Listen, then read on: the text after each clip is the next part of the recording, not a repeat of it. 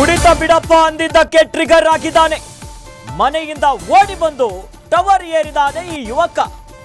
ವಿಜಯಪುರ ಜಿಲ್ಲೆಯ ಕೋಟ್ಯಾಳ ಗ್ರಾಮದಲ್ಲಾಗಿರುವಂತಹ ಘಟನೆ ಇದು. ಟವರ್ ಹತ್ತಿ ಶ್ರೀಶೈಲ ರಾಮಮೂರ್ತಿ ಈ ರಾಮತೀರ್ಥ ಎನ್ನುವಾತ ಹೈಡ್ರಾಮಾ ಮಾಡಿದ್ದಾನೆ.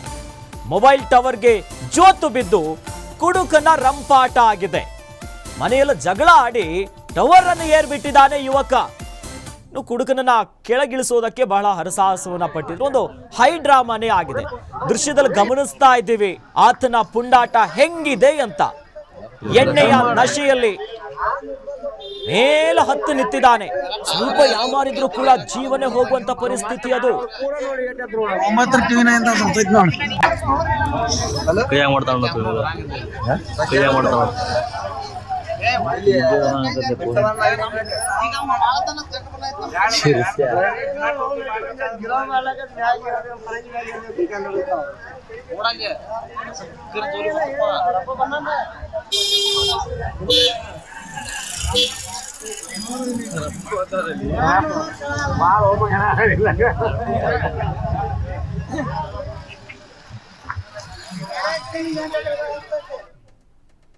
ಈ ಬಗ್ಗೆ ಹೆಚ್ಚಿನ ಡೀಟೇಲ್ಸ್ ಅನ್ನ ನೀಡೋದಕ್ಕೆ ವಿಜಯಪುರದ ನಮ್ಮ ಪ್ರತಿನಿಧಿ ದೀಪಕ್ ದೂರವಾಣಿ ಸಂಪರ್ಕದಲ್ಲಿ ನಮ್ಮ ಜೊತೆ ಜಾಯ್ನ್ ಆಗ್ತಿದ್ದಾರೆ.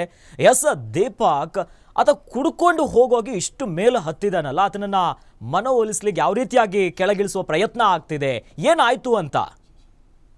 ಖಂಡಿತ ಅಖಿಲೇಶ್, ಏನ್ ಬಿಜಾಪುರ ಜಿಲ್ಲೆ ತಿಕೋಟ ತಾಲೂಕಿನ ಕೋಟ್ಯಾಳ ಗ್ರಾಮ ಇದೆ. ಈ ಒಂದು ಗ್ರಾಮದಲ್ಲಿ ಇರುವಂತ ಶ್ರೀಶೈಲ ರಾಮತೀರ್ಥ ಅನ್ನುವಂತ 25 ವರ್ಷದ ಯುವಕ. ಈತ ಮೊಬೈಲ್ ಟವರ್ ನ ಏರಿ ಒಂದು ಹೈಡ್ರಾಮಾನೇ ಕ್ರಿಯೇಟ್ ಮಾಡಿದಾನೆ ಅಂತ ಹೇಳ್ಬೋದು. ಯಾಕಂತಂದ್ರೆ ಟವರ್ಗೆ ಜೋತ್ ಬಿದ್ದು ಸ್ಟಂಟ್ ಮಾಡ್ತಾ ಇದ್ದಾನೆ. ನಾನು ಇಲ್ಲಿಂದ ಕೆಳಗಡೆ ಬಿದ್ದು ಸತ್ತೋಗ್ತೀನಿ ಅನ್ನುವಂತ ಮಾತುಗಳನ್ನ ಆಡ್ತಾ ಇದ್ದಾನೆ. ಮನೆಯಲ್ಲಿ ಈತನಿಗೆ ಕುಡಿತವನ್ನ ನಿಲ್ಲಿಸುವಂತ ತಿಳಿ ಹೇಳಿದ್ರು. ಈತನಿಗೆ ಬುದ್ಧಿವಾದ ಹೇಳಿದ್ದೆ ಈಗ ಈ ಒಂದು ಹೈಡ್ರಾಮಾಗೆ ಕಾರಣ ಆಗಿದೆ ಅಂತ ಹೇಳ್ಬೋದು ಅಖಿಲೇಶ್.